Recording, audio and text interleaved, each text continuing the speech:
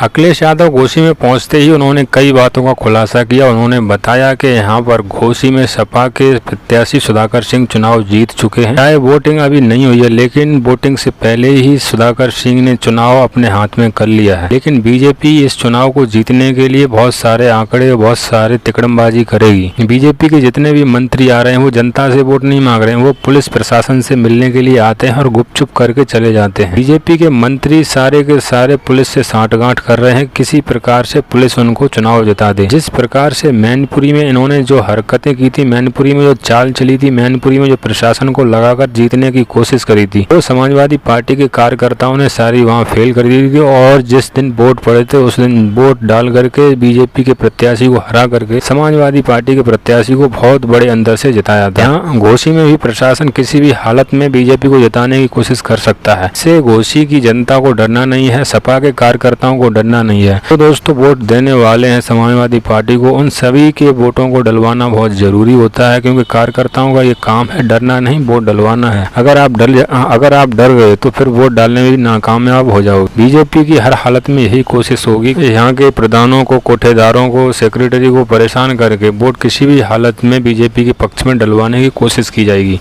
लेकिन जो जनता का मूड है, जो जनता ने जो ठाना है कि घोसी के लाल को जिताना है, तो इस प्रकार से अब बीजेपी किसी भी हालत में यहाँ कामयाब नहीं हो सकती है।